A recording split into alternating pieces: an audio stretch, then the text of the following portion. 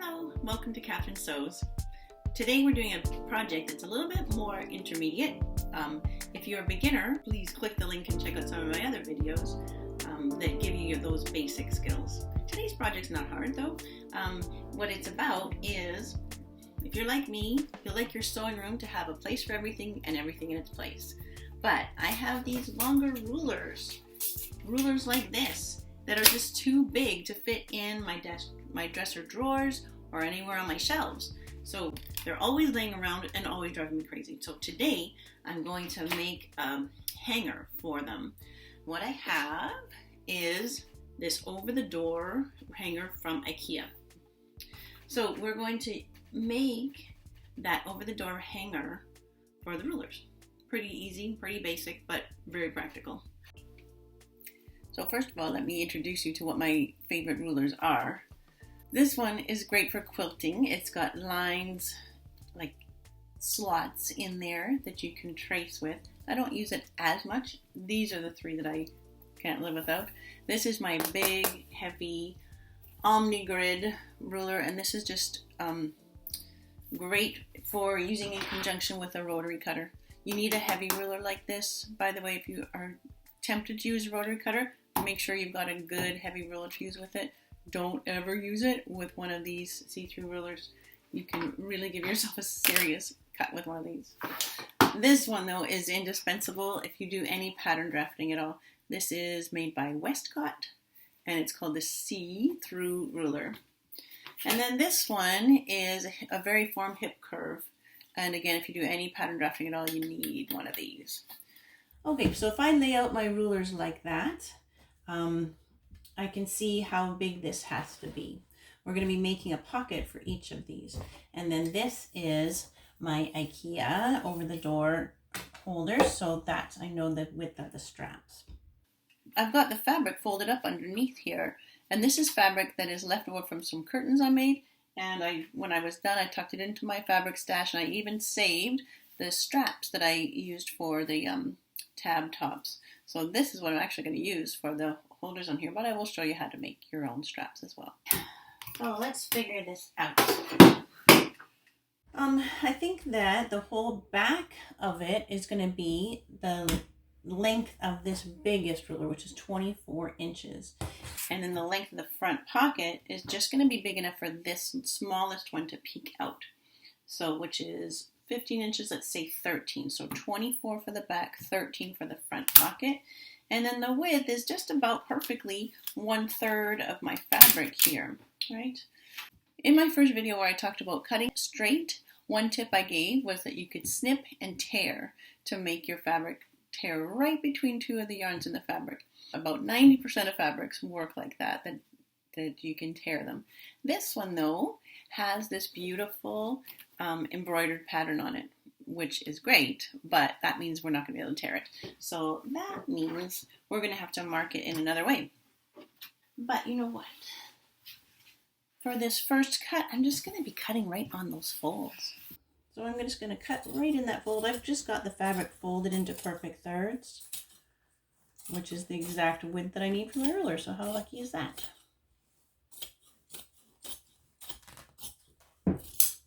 And right on this fold as well.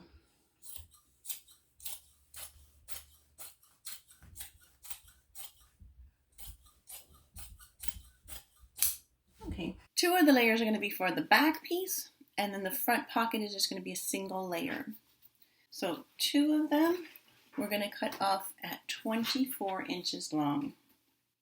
So I cut my fabric into 2 pieces that are 18.5 wide by 26 inches, because remember that longest ruler is about 24. And then for the pocket, I've got the same 18.5 inches wide, but just a little shorter than my shortest ruler, which was 15. So 18 by 15, 18.5 by 15. So our first step is pressing. And what we're going to be pressing is that pocket piece. We're going to be pressing down 2 centimeters on the top edge and then tucking in the raw edge. The same way we did in the video Start Sewing Today when we made the tissue pack cover, right? Okay, the other two pieces that I've cut are for straps, and I cut them to be 2.5 inches wide, and the length is 14 inches long. Okay, so now at the iron, I'm going to be on these long strap pieces. I'm going to be turning under about 1/4 inch on both of the long edges of those strap pieces.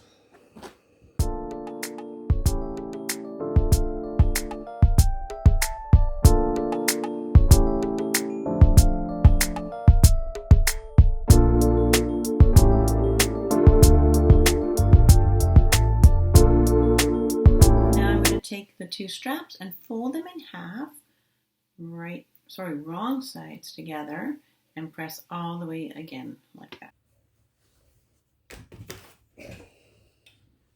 So I'm just bringing those two folded edges together evenly. And after you've steamed something, you kind of want to let it cool in that same position. If you take the time to get them nicely together now, it's going to make your sewing a lot easier. On the pocket, it's one of the longer edges that we want to fold under, and we're using our sewing gauge set for 2 centimeters or 3/4 of an inch. So I'm going to take my sewing gauge and use that to just measure that 2 centimeters or 3/4 of an inch. Let the iron hold it while I just go across to the next measurement. Here's my 2 centimeter fold, but we never just want to sew like that and leave this raw edge. So what I do is just tuck that raw edge in, just like that, and press again.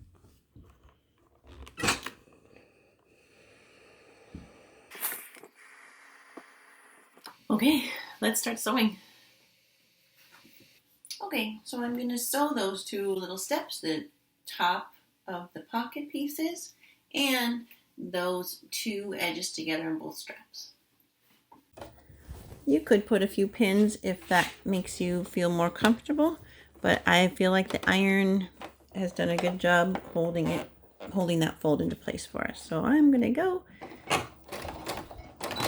back tack at beginning and end, and notice that it's the inside fold that I'm aiming at. Any threads that are sticking out can just get tucked in.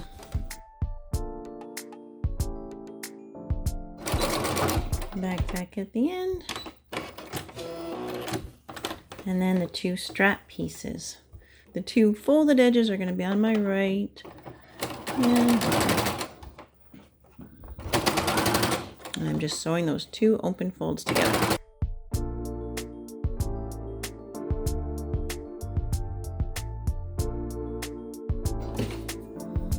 And then just feed your next strap right in there.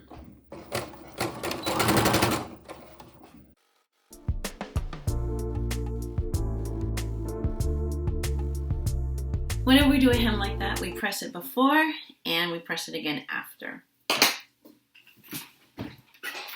It just makes it look so much more slick and professional.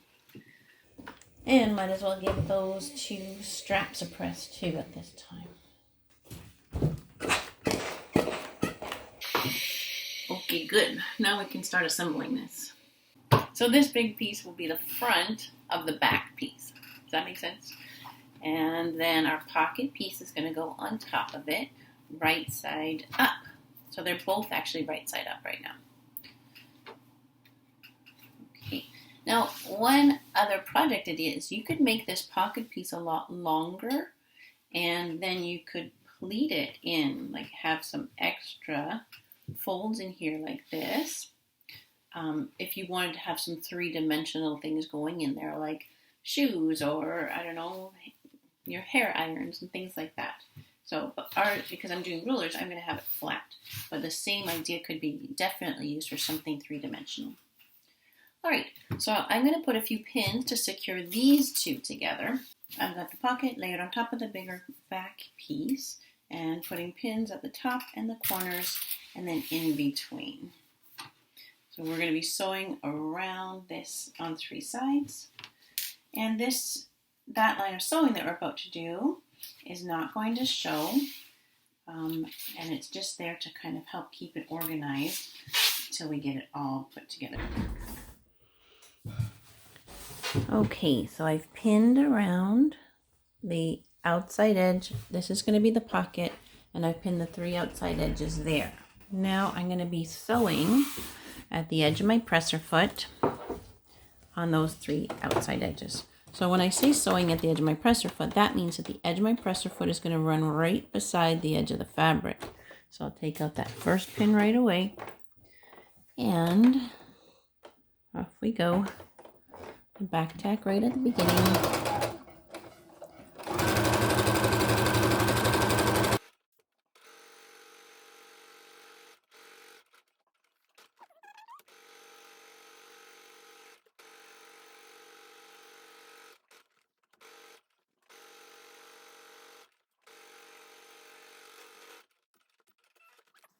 Now let's figure out the size of the pockets that we need. And for them to all fit in the space that I have, I think I have to have them about like this. Okay, so I want to be able to draw lines between where these rulers have to go. So what I'm going to use is my favorite new tool. This is called a friction pen. And that is just a genius thing because it's super easy to work with and it irons right off.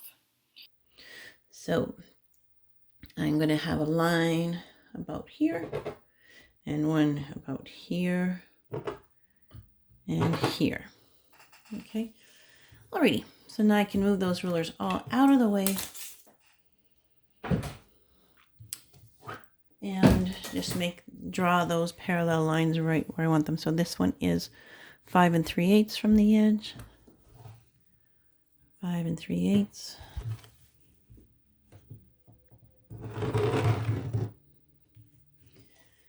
And then this one is, let's see, this one is 3 6 5/8. 6 5/8 and 3.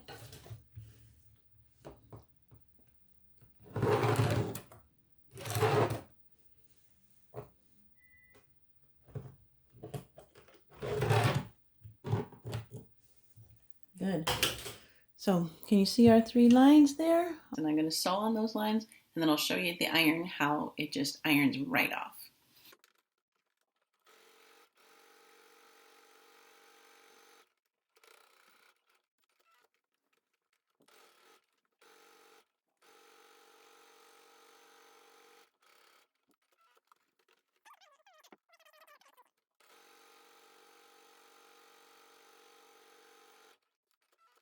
Okay, so now I'm double checking to make sure that my rulers all fit in those pockets. I think I'm liking it. That is going to be awesome. See how that's going to be? That's going to be good, right? Okay. So we're almost done, I would say. All right, the next thing we have to do is place the straps. So to place these straps, I need to have them that far apart from my over-the-door holder. The distance between here, the center of this one and the center of that one, let's go with 12.5 inches. So at the top of the piece with the pocket, I want to find the center of this, so I'm going to fold this in half, and I can put a pin or a little snip at the center. I've got it folded there, and then just putting a pin right in the center there. Okay, so that pin marks the center. So we'll measure 6 1/4 inches, which is about 16 centimeters there, and 6 1/4 the other way to bring us to 12.5. Okay, so I've got both of those marked with pins. We want the strap to be able to sit nicely over this. So what I'm going to do is actually just overlap the ends that way. So they're not same sides together now. They are one sort of in front of the other. Does that make sense? Yeah. Okay. So when you're sewing on something like this, we know we want it to be going like that, but we have to sew it upside down so that after it's going to flip right out. So I'm going to pin that in place like that with those overlapped, right? Same on this one. I don't want to just have it right sides together like that. I want to have it overlapped. Okay, so I have mirror image to that and over here. Okay.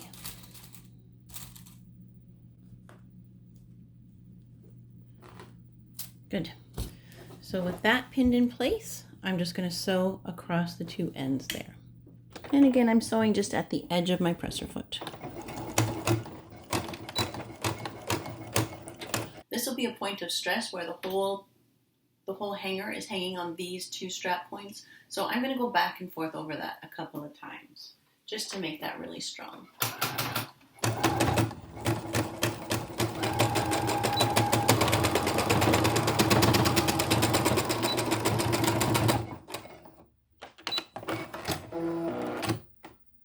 The straps and the pocket piece are both sewn to the right side of this fabric. Now we can put the whole thing together.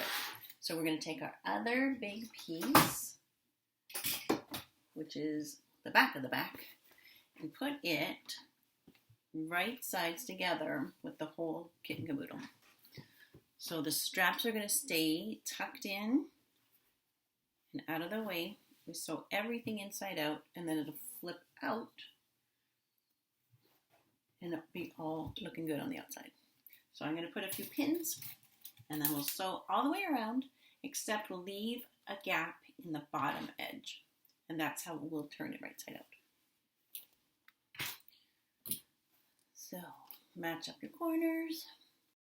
So I've got it pinned all the way around that outside edge, and the pocket and the strap pieces are sandwiched inside.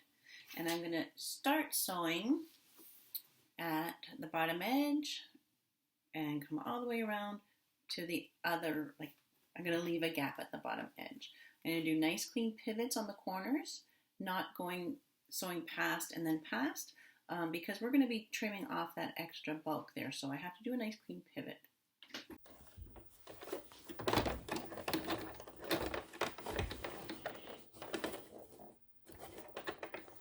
Okay, so starting at one end of the gap that I want to leave at the bottom.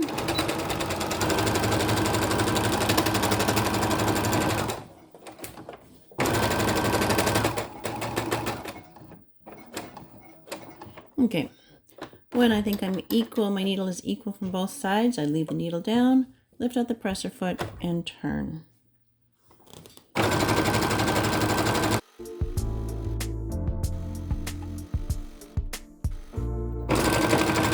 I'm doing an extra back tack right where I can see the top of the pocket is, just for some stability there.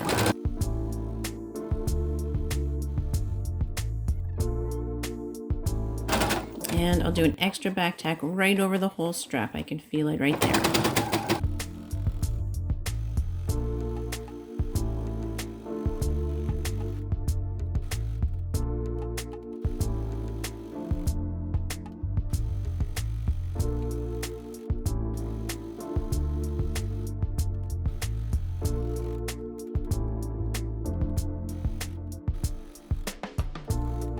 Okay, I'm stopping.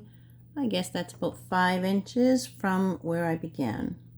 Okay, so let's talk about bulk. When we turn this right side out, these seam allowances are both going to have to fold to the inside, and that's quite a big lump of fabric there.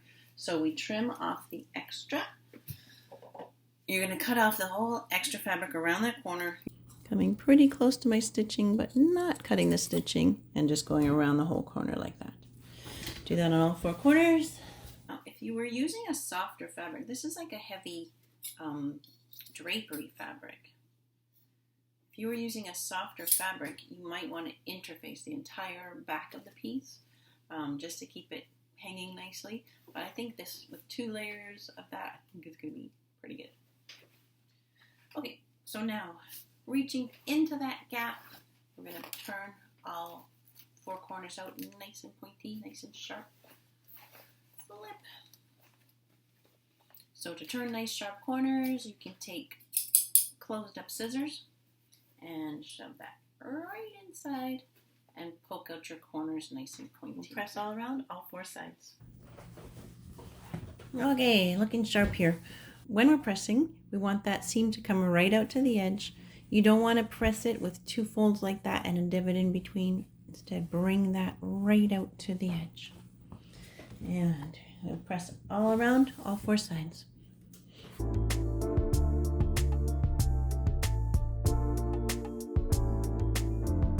Where the pocket is, it might be a little bit stubborn, but you just push that right out. Get your seam right out at the edge, even at the top of the pocket.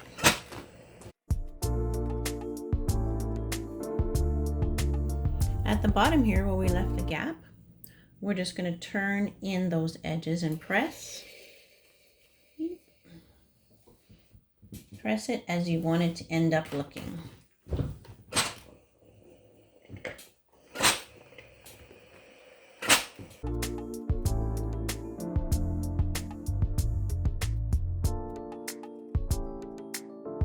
Okay, we have 2 more things to do. First, I'm going to sew nice and close to the edge there at the gap to close that up. And then I'm going to do a top stitch all the way around at the edge of my presser foot. I think that'll be good. Okay, first of all, just sewing the 2 edges of the gap together, just tucking in any threads that want to stick out and wanting to be nice and close to that edge.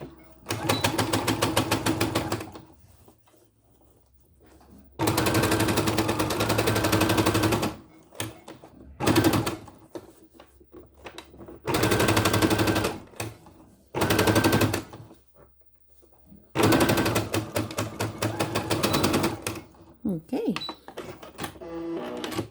and now I'm just going to move in edge of my presser foot, and I'm going to go all the way around all 4 sides.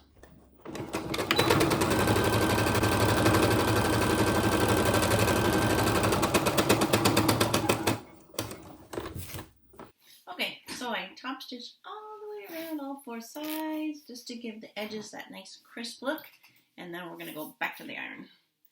Final press, and we're done.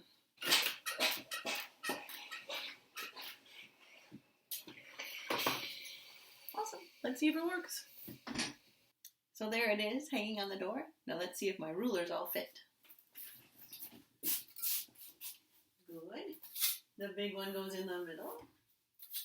The curved one arcs over from the side. It all fits. So now my sewing room is complete. There's a place for everything and everything in its place. I hope you enjoyed today. If you did, please like and subscribe. My name is Catherine, and I can't wait to sew with you again.